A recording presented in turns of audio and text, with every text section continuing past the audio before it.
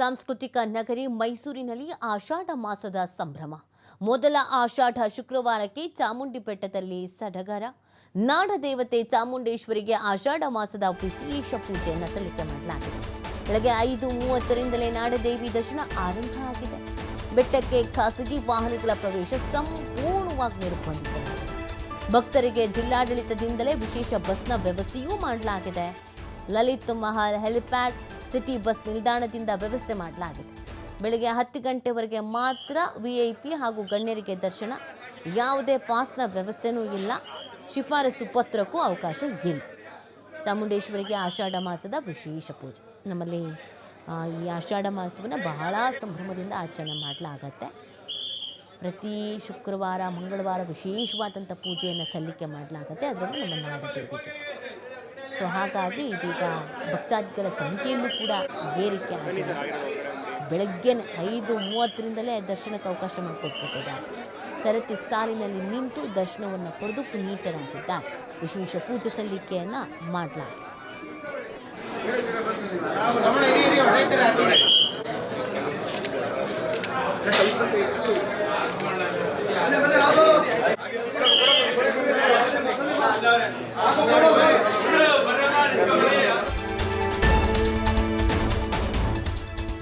ಆಷಾಢ ಶುಕ್ರವಾರ ಹಿನ್ನೆಲೆ ಚಾಮುಂಡಿ ಬೆಟ್ಟಕ್ಕೆ ಭಕ್ತ ಸಾಗರ.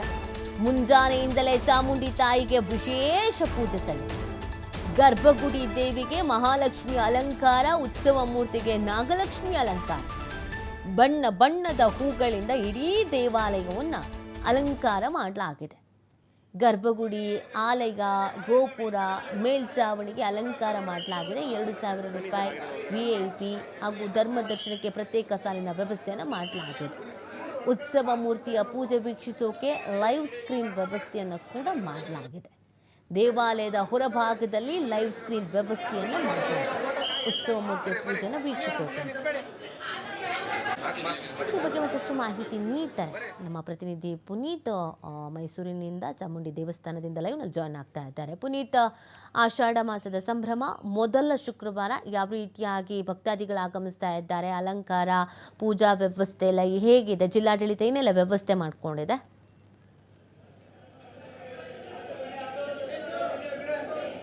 ಹೌದು ರೀತಿ, ಆಷಾಢ ಮಾಸ ಬಂತು ಅಂದರೆ ಸಾಂಸ್ಕೃತಿಕ ನಗರಿ ಮೈಸೂರಿನಲ್ಲಿ ಸಂಭ್ರಮ ಸಡಗರ ಮನೆ ಮಾಡಿರುತ್ತೆ. ಯಾಕೆಂತ ಹೇಳಿದರೆ ಮೈಸೂರಿನ ಚಾಮುಂಡಿ ಬೆಟ್ಟದಲ್ಲಿ ಚಾಮುಂಡೇಶ್ವರಿ ದೇವಿಗೆ ಆಷಾಢ ಮಾಸದಲ್ಲಿ ವಿಶೇಷವಾದಂತಹ ಪೂಜಾ ಕೈಂಕರ್ಯಗಳು ನೆರವೇರುತ್ತವೆ. ಬಹಳ ಮುಖ್ಯವಾಗಿ 4 ಶುಕ್ರವಾರಗಳು ಜೊತೆಗೆ ಶನಿವಾರ ಭಾನುವಾರಗಳು ಕೂಡ ವಿಶೇಷವಾದಂತಹ ಪೂಜಾ ಕೈಂಕರ್ಯಗಳು ನೆರವೇರ್ತವೆ. ಬಹಳ ವಿಶೇಷ ಅಂತ ಹೇಳಿದರೆ ಆಷಾಢ ಮಾಸದ ಮೊದಲ ಶುಕ್ರವಾರ ಏನಿರುತ್ತೆ, ಈ ಒಂದು ಶುಕ್ರವಾರದ ದಿನ ವಿಶೇಷವಾದಂತಹ ಪೂಜಾ ಕೈಂಕರ್ಯಗಳು ನೆರವೇರೋದ್ರ ಜೊತೆಗೆ ದೇಶದ ನಾನಾ ಭಾಗಗಳಿಂದ, ರಾಜ್ಯದ ಹಲವು ಭಾಗಗಳಿಂದ ಬರುವಂತಹ ಭಕ್ತಾದಿಗಳು ದೇವಿಯನ್ನು ಕಣ್ತುಂಬಿಕೊಳ್ಳಿಕ್ಕೆ ಕಾತರರಾಗಿರ್ತಾರೆ. ಬಹಳ ಮುಖ್ಯವಾಗಿ ಮೈಸೂರು ಜಿಲ್ಲಾಡಳಿತ ಈಗಾಗಲೇ ಸಾಕಷ್ಟು ವ್ಯವಸ್ಥೆಯನ್ನು ಮಾಡಲಾಗಿರ್ತಕ್ಕಂಥದ್ದು. ಬರುವಂತಹ ಭಕ್ತಾದಿಗಳು ಎಲ್ಲಿಯೂ ಕೂಡ ಸಮಸ್ಯೆ ಆಗದಿರೋ ರೀತಿಯಲ್ಲಿ ದೇವರ ದರ್ಶನವನ್ನು ಮಾಡಲಿಕ್ಕೆ ವ್ಯವಸ್ಥೆಯನ್ನು ಮಾಡುವಂಥ ಒಂದು ಕೆಲಸವನ್ನು ಕೂಡ ಮಾಡಲಾಗಿರ್ತಕ್ಕಂಥದ್ದು. ಇನ್ನು ಮುಖ್ಯವಾಗಿ ನಾವು ಗಮನಿಸ್ಬೋದು, ಇಡೀ ದೇವಾಲಯ ವಿಶೇಷವಾದಂತಹ ಅಲಂಕಾರದಿಂದ ಕಂಗೊಳಿಸ್ತಾ ಇದೆ. ಆ ಒಂದು ದೃಶ್ಯಗಳನ್ನು ಕಣ್ತುಂಬಿಕೊಳ್ತಾ ಇರುವಂತಹ ಭಕ್ತರು ಸಂತೋಷವನ್ನು ಕೂಡ ವ್ಯಕ್ತಪಡಿಸ್ತಾರೆ. ಇನ್ನು ನಾವು ಮುಖ್ಯವಾಗಿ ಗಮನಿಸೋದಾದರೆ ಮೈಸೂರಿನ ಚಾಮುಂಡಿ ಬೆಟ್ಟದಲ್ಲಿ ಪ್ರತಿ ಬಾರಿಯೂ ಕೂಡ ಆಷಾಢ ಮಾಸದಲ್ಲಿ ದೇವಿಗೆ 4 ಶುಕ್ರವಾರಗಳ ಕಾಲ ಬೇರೆ ಬೇರೆ ಅಲಂಕಾರಗಳನ್ನು ಮಾಡಲಾಗುತ್ತೆ. ಇವತ್ತು ಮಹಾಲಕ್ಷ್ಮಿಯ ಅಲಂಕಾರದಲ್ಲಿ ಚಾಮುಂಡೇಶ್ವರಿ ದೇವಿಯನ್ನು ಅಲಂಕರಿಸಲಾಗಿರ್ತಕ್ಕಂಥದ್ದು. ಜೊತೆಗೆ ಉತ್ಸವ ಮೂರ್ತಿಯನ್ನು ನೋಡೋದಾದರೆ ನಾವು ನಾಗಲಕ್ಷ್ಮಿಯ ಅಲಂಕಾರದಲ್ಲಿ ದೇವಿಯನ್ನು ಅಲಂಕರಿಸಿರ್ತಕ್ಕಂಥದ್ದನ್ನು ಕೂಡ ನಾವು ಕಾಣ್ಬೋದು. ಬರುವಂತಹ ಭಕ್ತಾದಿಗಳು ಆ ದೇವಿಯ ದರ್ಶನವನ್ನು ಪಡೆದುಕೊಳ್ತಾ ಇದ್ದಾರೆ. ವಿಶೇಷವಾಗಿ 2,000 ರೂಪಾಯಿನ ಒಂದು ಟಿಕೆಟ್ನ ನೇರ ದರ್ಶನದ ಒಂದು ವ್ಯವಸ್ಥೆ ಇರುತ್ತೆ. ಅದರ ಜೊತೆಗೆ ಧರ್ಮದರ್ಶನದ ಒಂದು ಸರತಿ ಸಾಲು ಕೂಡ ಇರುತ್ತೆ. ನಾವು ಕಾಣಬಹುದು, ಈಗ ಉತ್ಸವ ಮೂರ್ತಿಯನ್ನು ನಾವು ಕಾಣ್ತಾ ಇದ್ದೇವೆ. ಚಾಮುಂಡಿ ದೇವಾಲಯದ ಬಲಭಾಗದಲ್ಲಿರುವಂತಹ ಉತ್ಸವ ಮೂರ್ತಿಗೆ ನಾಗಲಕ್ಷ್ಮಿಯ ಒಂದು ಅಲಂಕಾರವನ್ನು ಮಾಡಲಾಗಿರ್ತಕ್ಕಂಥದ್ದು.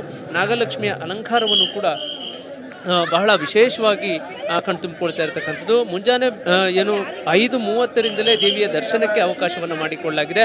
VVIPಗಳೇನಿರ್ತಾರೆ ಇವರೆಲ್ಲರಿಗೂ ಕೂಡ ಬೆಳಿಗ್ಗೆ 5:30ರಿಂದ 10 ಗಂಟೆಯವರೆಗೆ ಅವಕಾಶವನ್ನು ಕಲ್ಪಿಸಲಾಗಿರುತ್ತೆ. ಇನ್ನುಳಿದಂತಹ ಸಂದರ್ಭದಲ್ಲಿ ಧರ್ಮದರ್ಶನದಲ್ಲಿ ಬರ್ತಕ್ಕಂಥ ಭಕ್ತಾದಿಗಳಿರಬಹುದು, ಜೊತೆಗೆ 2,000 ರೂಪಾಯಿಗಳನ್ನು ಪಡೆದುಕೊಂಡು ನೇರವಾಗಿ ದರ್ಶನಕ್ಕೆ ಬರತಕ್ಕಂಥ ಭಕ್ತಾದಿಗಳಿಗೆ ವ್ಯವಸ್ಥೆಯನ್ನು ಮಾಡಲಾಗಿದೆ. ಇನ್ನು ಚಾಮುಂಡಿ ಬೆಟ್ಟದಲ್ಲಿ ಆಷಾಢ ಮಾಸದಲ್ಲಿ ಬರತಕ್ಕಂಥ ಭಕ್ತಾದಿಗಳು ದೇವಿಯ ದರ್ಶನವನ್ನು ಮಾಡಲಿಕ್ಕೆ ಏನೆಲ್ಲ ವ್ಯವಸ್ಥೆಗಳು ಬೇಕಾಗಿದೆ ಇದನ್ನು ಜಿಲ್ಲಾ ಉಸ್ತುವಾರಿ ಸಚಿವ ಯತೀಂದ್ರ ಸಿದ್ದರಾಮಯ್ಯನವರು ಉತ್ತಮವಾಗಿ ನಿರ್ವಹಿಸಿದ್ದಾರೆ ಅಂತ ಅನ್ನೋದು ಆ ಭಕ್ತರ ಮಾತುಗಳಾಗಿರ್ತಕ್ಕಂಥದ್ದು. ಯಾಕೆಂತ ಹೇಳಿದರೆ ಅಷ್ಟರ ಮಟ್ಟಿಗೆ ಆ ವ್ಯವಸ್ಥೆಯನ್ನು ಕಲ್ಪಿಸಲಾಗಿರ್ತಕ್ಕಂಥದ್ದು. ಇನ್ನು ನಾವು ಗಮನಿಸ್ಬೋದು, ಸಾಕಷ್ಟು ಸಂಖ್ಯೆಯಲ್ಲಿ ಅಂದರೆ ಆಷಾಢ ಮಾಸದ ಸಂದರ್ಭದಲ್ಲಂತೂ ಅತಿ ಹೆಚ್ಚಾಗಿ ನುಗ್ಗಲಾಗ್ತಕ್ಕಂಥದ್ದು ಇರಬಹುದು, ಇದೆಲ್ಲವೂ ಕೂಡ ಆಗ್ತಾ ಇರುತ್ತೆ. ಆದರೆ ಅದನ್ನೆಲ್ಲವನ್ನು ಕೂಡ ನಿರ್ವಹಿಸುವಂತಹ ನಿಟ್ಟಿನಲ್ಲಿ ಹೆಚ್ಚಿನ ಸಿಬ್ಬಂದಿಯನ್ನು ನಿಯೋಜನೆ ಮಾಡುವ ಮುಖಾಂತರ ಎಲ್ಲಿಯೂ ಕೂಡ ಸಮಸ್ಯೆ ಆಗದಿರೋ ರೀತಿಯಲ್ಲಿ ಭಕ್ತರು ದೇವಿಯ ದರ್ಶನವನ್ನು ಮಾಡಲಿಕ್ಕೆ ವ್ಯವಸ್ಥೆಯನ್ನು ಮಾಡಲಾಗಿದೆ. ನಾವು ದೃಶ್ಯದಲ್ಲಿ ಕೂಡ ಕಣ್ತುಂಬಿಕೊಳ್ಬೋದು ಎಷ್ಟರ ಮಟ್ಟಿಗೆ ಭಕ್ತಾದಿಗಳು ತುಂಬಿದ್ದಾರೆ. ಜೊತೆಗೆ ಜಿಲ್ಲಾಧಿಕಾರಿಗಳು ಕೂಡ ಸ್ವತಃ ದೇವಸ್ಥಾನಕ್ಕೆ ಬಂದು ದೇವಿಯ ದರ್ಶನವನ್ನು ಪಡೆದುಕೊಳ್ಳೋದ್ರ ಜೊತೆಗೆ ಇಲ್ಲಿಯ ಒಂದು ವ್ಯವಸ್ಥೆ ಎಷ್ಟರ ಮಟ್ಟಿಗಿದೆ, ಜೊತೆಗೆ ಬರುವಂತಹ ಭಕ್ತಾದಿಗಳಿಗೆ ಏನೆಲ್ಲ ಮೂಲ ಸೌಕರ್ಯಗಳ ಒಂದು ವ್ಯವಸ್ಥೆಯನ್ನು ಮಾಡಬೇಕಾಗಿತ್ತು ಇದೆಲ್ಲವನ್ನು ಕೂಡ ಮಾಡ್ತಕ್ಕಂಥ ಒಂದು ಕೆಲಸವನ್ನು ಮಾಡಲಾಗಿರ್ತಕ್ಕಂಥದ್ದು. ಹೀಗಾಗಿ ಮೊದಲ ಶುಕ್ರವಾರದ ದೇವಿಯ ದರ್ಶನ ಅದ್ಧೂರಿಯಾಗಿ ಜರುಗ್ತಾ ಇದೆ. ಇನ್ನು ದೇವಸ್ಥಾನದ ಪ್ರಧಾನ ಅರ್ಚಕರು ಕೂಡ ಆಗಿರುವಂತಹ ಶಶಿಶೇಖರ ದೀಕ್ಷಿತರು ದೇವಿಗೆ ಪೂಜೆಯನ್ನು ಮಾಡ್ತಕ್ಕಂಥದ್ದು ಇರ್ಬೋದು, ಜೊತೆಗೆ ಅಲಂಕಾರವನ್ನು ಮಾಡ್ತಕ್ಕಂಥದ್ದು ಇರ್ಬೋದು, ಎಲ್ಲ ವ್ಯವಸ್ಥೆಯನ್ನು ಕೂಡ ಮಾಡಿರ್ತಕ್ಕಂಥದ್ದನ್ನು ನಾವು ಗಮನಿಸ್ಬೋದು. ನಾಗಲಕ್ಷ್ಮಿಯ ಅಲಂಕಾರದಲ್ಲಿ ಕಂಗೊಳಿಸ್ತಾ ಇರುವಂತಹ ಚಾಮುಂಡೇಶ್ವರಿ ದೇವಿಯ ಉತ್ಸವ ಮೂರ್ತಿಯನ್ನು ನಾವು ಕಣ್ತುಂಬಿಕೊಳ್ಬೋದು. ಜೊತೆಗೆ ಪ್ರಧಾನ ಅರ್ಚಕರಾಗಿರುವಂಥ ಶಶಿಶೇಖರ ದೀಕ್ಷಿತರವರು ಜಿಲ್ಲಾಧಿಕಾರಿಗಳಿಗೆ ದೇವಿಯ ಪ್ರಸಾದವನ್ನು ನೀಡ್ತಾ ಇರ್ತಕ್ಕಂಥದ್ದನ್ನು ಕೂಡ ಗಮನಿಸ್ಬೋದು. ನಾವು ಜಿಲ್ಲಾಧಿಕಾರಿಗಳು ದೇವಿಯ ದರ್ಶನವನ್ನು ಪಡೆದುಕೊಳ್ಳೋದ್ರ ಜೊತೆಗೆ ಚಾಮುಂಡಿ ಬೆಟ್ಟದಲ್ಲಿ ಬರುವಂತಹ ಭಕ್ತಾದಿಗಳು ದರ್ಶನವನ್ನು ಪಡೆದುಕೊಳ್ಳಲಿಕ್ಕೆ ಏನೆಲ್ಲ ವ್ಯವಸ್ಥೆಗಳನ್ನು ಮಾಡಬೇಕಾಗಿದೆ ಸಂಪೂರ್ಣವಾದಂತಹ ವ್ಯವಸ್ಥೆಯನ್ನು ಮಾಡಲಾಗಿರ್ತಕ್ಕಂಥದ್ದು. ಜೊತೆಗೆ ಪ್ರಸಾದದ ಒಂದು ವ್ಯವಸ್ಥೆ ಇರ್ಬೋದು, ಇದನ್ನು ಕೂಡ ಸುಸೂತ್ರವಾಗಿ ನೆರವೇರುವಂತಹ ನಿಟ್ಟಿನಲ್ಲಿ ವ್ಯವಸ್ಥೆಯನ್ನು ಮಾಡಲಾಗಿದೆ. ಪ್ರತಿ ಬಾರಿಯೂ ಕೂಡ ಏನು ದಸರಾ ಸಂದರ್ಭ ಇರ್ಬೋದು, ಜೊತೆಗೆ ಆಷಾಢ ಸಂದರ್ಭ ಇರ್ಬೋದು, ಆ ಎರಡು ಸಂದರ್ಭಗಳಲ್ಲಿ ವ್ಯವಸ್ಥೆಯನ್ನು ಮಾಡಲಾಗುತ್ತೆ. ಈಗ ನನ್ನೊಟ್ಟಿಗೆ ದೇವಸ್ಥಾನದ ಪ್ರಧಾನ ಅರ್ಚಕರಾಗಿರುವಂತಹ ಶಶಿಶೇಖರ ದೀಕ್ಷಿತರಿದ್ದಾರೆ. ನಾನು ಅವ್ರನ್ನ ಮಾತನಾಡ್ತೀನಿ.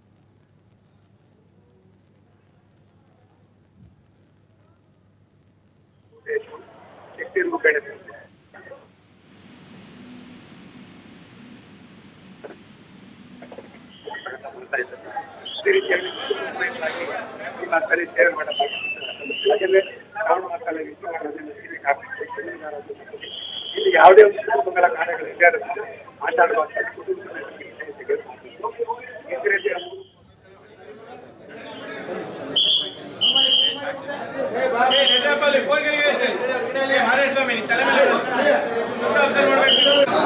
ಬನ್ನಿ ಸರ್ ಆಗಿರೋ